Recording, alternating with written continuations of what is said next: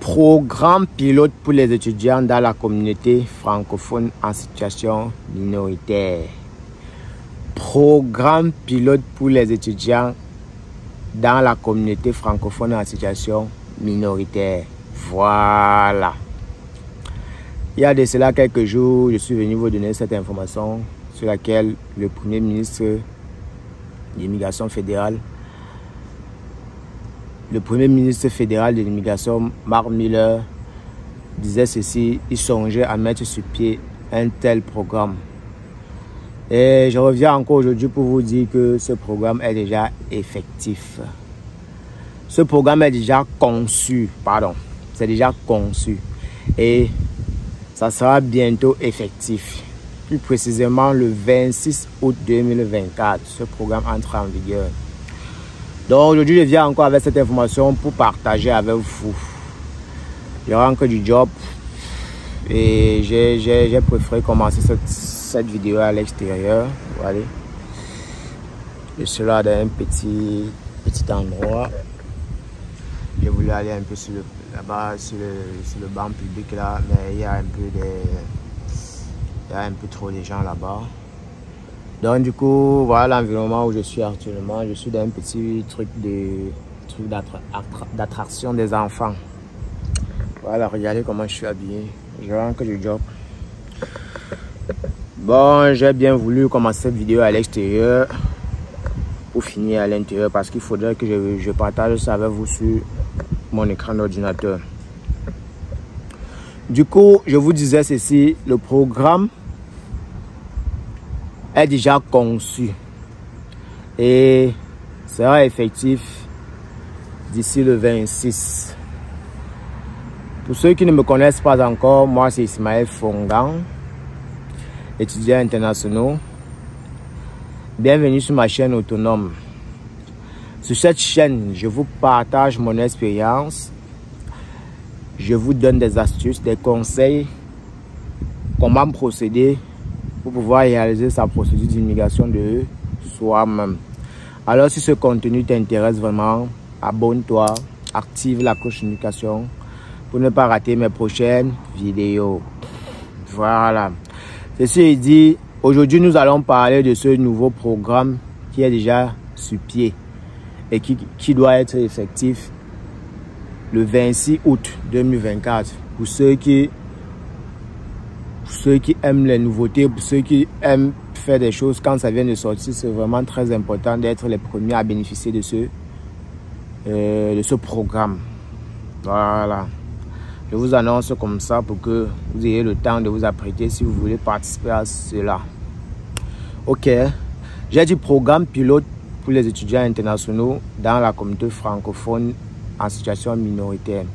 Nous allons ici voir qu'est-ce qu'est ce programme, quelles sont les conditions d'admissibilité, quels sont les pays éligibles, quels sont les établissements éligibles à ce programme et quelles sont aussi les régions éligibles à ce programme. Voilà. Ceci est dit, je peux partager avec vous mon écran d'ordinateur tout de suite pour que on puisse voir ce qu'il en est vraiment. Alors, sans plus tarder, allons-y sur mon écran d'ordinateur. Ok, salut les gars. Comme je disais tantôt, on va aller sur mon écran d'ordinateur. Ok. Bon. On va taper le site présidentiel Canada. Ouais.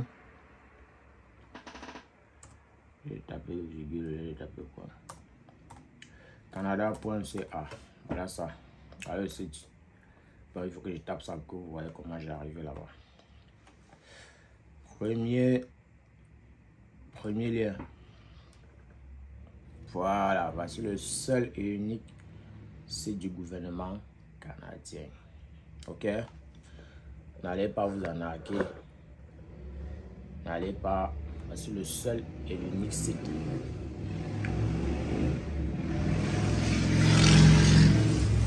Bon, ce qu'on va faire, c'est voir.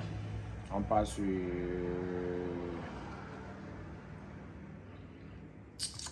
Immigration et citoyenneté. Bon, comme c'est un nouveau truc, je pense pas que c'est encore déjà, que c'est déjà sur le site.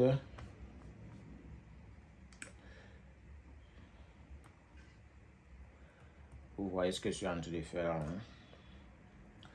Bon, ce que je vais faire, la manière la plus rapide de le trouver, c'est de taper sur la barre de recherche sur le site du gouvernement. Allons-y. Programme. Voilà, ça j'avais déjà fait la recherche. Programme. Vous allez écrire tout ça après. Programme pilote pour des étudiants. Tu n'as même pas besoin de finir. Tu tapes seulement programme pilote pour les étudiants. Tu tapes ta recherche. Bon. Voilà ça. Premier lien encore. Programme pilote pour les étudiants dans la communauté francophone en situation minoritaire. Je clique donc sur le premier lien. Voilà donc le programme en question. Voilà ça. Voilà le programme en question. Qu'est-ce que le programme nous dit? Le programme nous dit quoi? Programme pilote pour les étudiants dans la communauté francophone en situation minoritaire. Le programme pilote pour les étudiants de la communauté francophone en situation minoritaire, en abrégé PPECFSM, est un moyen pour les étudiants d'expression française de certains pays d'obtenir un permis d'études. Ça c'est connu. Quand tu veux étudier, tu as besoin du permis d'études. Ça c'est connu. Il y a encore rien de spécial dedans. Ils offrent aux participants la possibilité de rester dans la communauté francophone en situation minoritaire, entre parenthèses, au Québec. Communauté francophone en situation minoritaire, donc une communauté francophone qui est dans une situation petite, qui est dans une petite situation, donc qui est petite par rapport à d'autres. Vous voyez un peu, non? Donc ça veut dire que ce programme s'adresse aux jeunes anglophones qui ont des populations francophones. Ça veut dire que ça ne concerne pas le Québec. Après l'obtention de leur diplôme, en tant que participant au programme pilote, vous avez accès aux services d'établissement pendant vos études. Oui. Pourriez être admissible à la résidence permanente après l'obtention de votre diplôme. Ce programme sera ouvert le 26 août 2024. Voilà. Qui peut présenter une demande? Pays, citoyenneté admissible, de conditions. Voilà tous les grands points. Allons-y. Qui peut présenter une demande? Pour être admissible à ce programme, vous devez répondre aux critères suivants. Être citoyen d'un pays admissible. Bon, je vais d'abord aller voir le pays admissible. Les pays admissibles. On clique là-dessus. Les pays admissibles sont le Bénin, le Burkina Faso, le Burundi, Cabo-Vert, Cameroun, Comores, Côte d'Ivoire, Djibouti, Dominique, Égypte, Gabon, Guinée, Guinée équatoriale, Guinée-Bissau, Haïti, Liban, Madagascar, Mali, Maroc, Mauritanie, Niger, République centrafricaine, République démocratique du Congo, République du Congo, Rwanda, Sainte-Lucie, Sao Tomé et Principe, Sénégal, Seychelles, Tchad, Togo et Tunisie. Voilà dans tous les pays. J'espère que ton pays a été cité parmi tous ces pays. Voilà, si ton pays a été cité, continuons la suite. Bon, on a dit condition d'admissible. Si ton pays est cité, tu as une première condition. Avoir une lettre d'acceptation des établissements désignés participants. Ça là, cette information n'est pas encore mise parce que ça doit être effectif le 26. Cliquons dessus pour voir.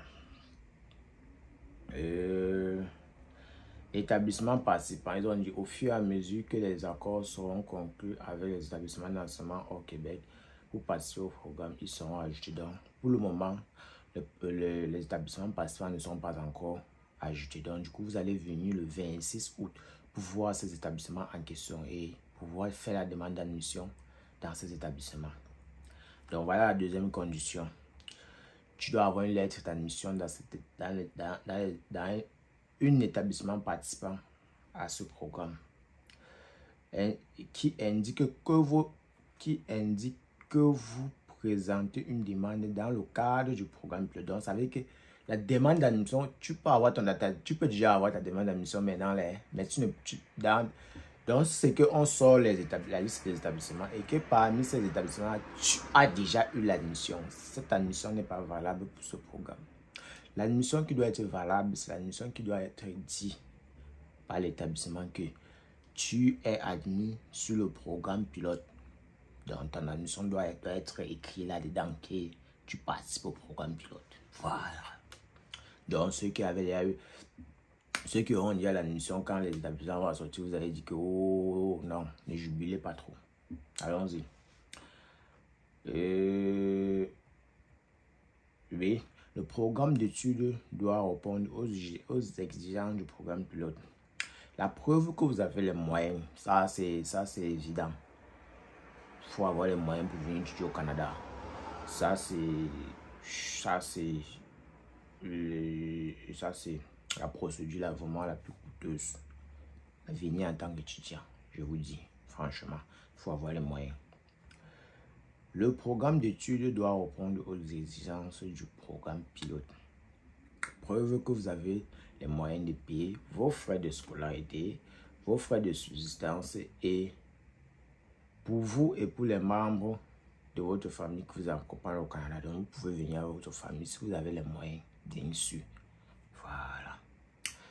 Le montant dont vous aurez besoin dépend de la taille de la communauté où se trouve le campus. Donc, le montant dépend de là où vous allez aller. Donc, pour savoir le montant, regardez, je vais descendre plus bas. Ça ne sert à rien de descendre, je vais cliquer. Ça me met en bas. Voilà. Si vous partez, lorsqu'on va sortir la liste des établissements, si vous partez dans une région qui a une population de plus de 5000 habitants, donc si vous allez dans ce genre, vous comprenez la stratégie, non? Ça veut dire que si tu veux chercher ton truc, cherche vraiment, sois stratège. Vous partez d'un endroit qui a 5000 habitants, vous devez avoir, pour une personne, vous devez prouver 20 635 $. Vous devez prouver, ça c'est pour le fonds de... ça c'est pour les quoi? Montant nécessaire par an. Hors des droits de scolarité. Ça c'est pour le fonds de subsistance. Ça c'est pour ce que vous allez suivre par an. Donc si votre programme d'études est déjà 2 ans, vous connaissez comment vous allez calculer. Faites la multiplication simplement. Ok. Si vous venez à 2, 25 000. Si vous venez à 3, 31 000. Si vous venez à 4, ça dépend de la taille de votre famille et de la taille de la population. Donc du coup, la population la plus importante et la plus moins chère, la plus moins coûteuse, c'est ceux qui sont en zone rurale, la dernière population. C'est ça. Tu dois prouver 14 206 $. Ça, c'est pour une personne. Donc, si tu es dans une zone rurale, ça, c'est ce que tu dois prouver comme frais de subsistance par année. Donc, ça veut dire que vous voyez comment vous allez appliquer. Ok? D'accord.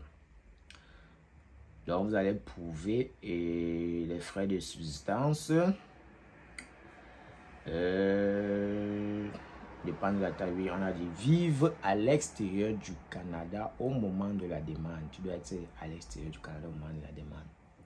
Être en mesure de prouver que vos compétences françaises, donc si tu es allé au Canada, ça ne te concerne plus. Voilà. Donc quand tu as fait ta demande d'admission, tu dois être à l'extérieur du Canada. Être en mesure de prouver que vos compétences en français, parler, écouter, lire, écrire, se situent au moins au niveau 5 de l'échelle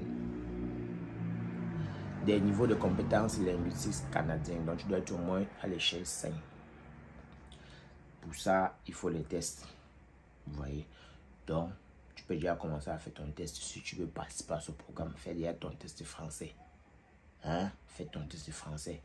Voilà, vous pouvez passer l'un ou l'autre de ces tests de compétences linguistiques approuvés. Donc, voilà les tests qui sont approuvés à ce programme, le TEF et le TCF, test d'évaluation française, test de connaissances françaises. Voilà. Selon l'endroit où vous présentez votre demande, vous devez peut-être fournir d'autres documents, ça dépendra. Il y a certains pays, je pense, c'est pas si c'est l'Algérie ou le Maroc, il y a peut-être des documents de traduction, tout ça. Ça dépend de votre position. Voilà, les pays éligibles, on a déjà vu, ça fait partie des conditions. Conditions requises pour votre programme d'études. Vous devez être en possession de la lettre.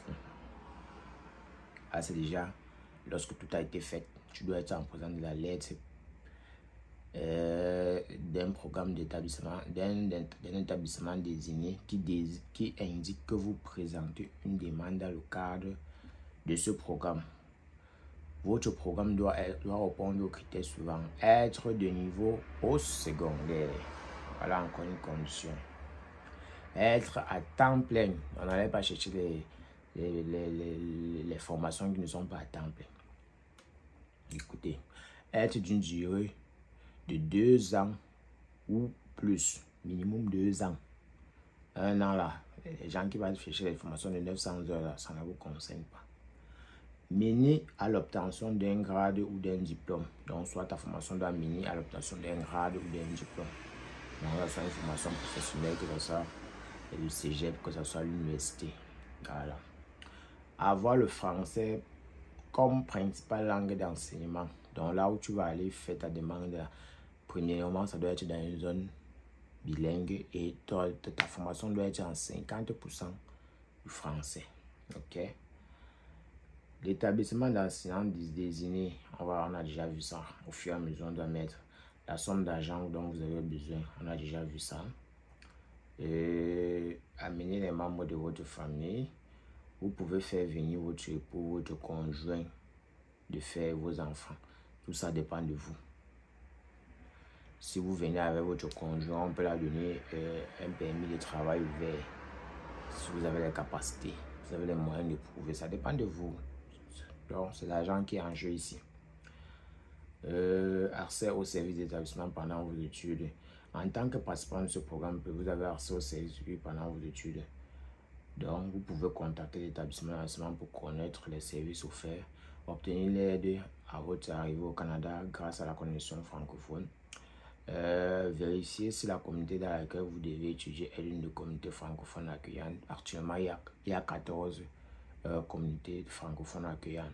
Et le ministre voulait ajouter encore 10 communautés. Donc, vous allez vérifier si là où vous allez aller, il y a une communauté accueillante. Vous devez bénéficier de tout ça. Voilà. Voie d'accès à la résidence permanente. Vous pouvez être admissible à la résidence permanente ainsi que votre époux ou conjoint de faire vos enfants donc, en charge. Donc, vous savez que si tu viens avec ta femme et ton enfant, lorsque tu as fini ta formation, tu as accès à la résidence permanente et tous ils auront sur la résidence permanente. Après avoir obtenu votre diplôme, si vous répondez aux critères, voilà les critères quand tu as fini ta formation. Donc, le programme te permet d'avoir accès à la résidence permanente, mais au cours de ta formation, tu dois encore respecter ça.